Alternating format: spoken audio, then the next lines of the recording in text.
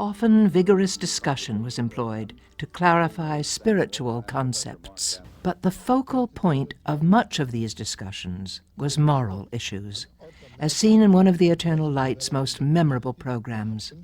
News correspondent Carl Stern's interview with Rabbi Abraham Joshua Heschel, an interview that Heschel never saw, as he died shortly before its airing.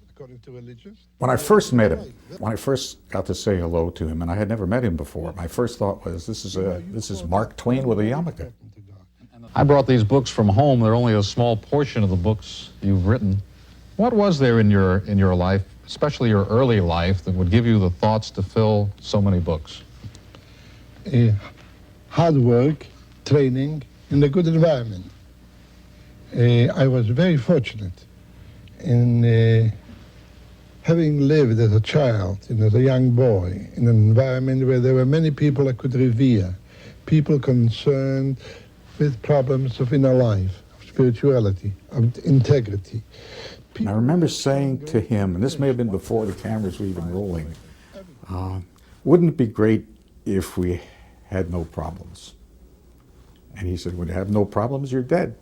Let me give you a dramatic, fictitious picture. Here stands a man, and I tell you, this is a man who has no problems. Do you know why? He's an idiot. Because a man has problems. And the more complicated, the richer he is, the deeper are his problems. This is our distinction: to have problems, to face problems. Life is a challenge, not just a satisfaction. And the calamity of our time is to reduce life to pleasure only. I'm not against pleasure, but the greatness of life is experience in facing a challenge rather than just having satisfaction. I would be frightened if I were to be ruled by a person who is satisfied, who has the answers to everything. If God were to control every aspect of man's life, it would not be living. Then that raises the question, why pray to God then? If God is not going to interfere, if God is not going to intervene, if God is not going to help, what is the role of prayer? First of all, let us not misunderstand the nature of prayer, particularly in Jewish tradition. The primary purpose of prayer is not to make requests. The primary purpose of prayer is to praise, to sing, to chant. Because the essence of prayer is a song, and men cannot live without a song. Prayer may not save us, but prayer may make us worthy of being saved.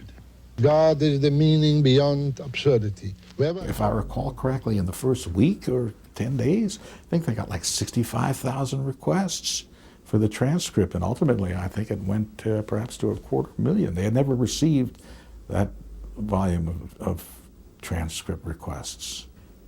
I've been associated with a few things that interested the public in my lifetime. I covered the Watergate trials and the Patty Hearst trial and all that kind of stuff. But I would say I got more mail and more response from this interview than anything else I've ever done.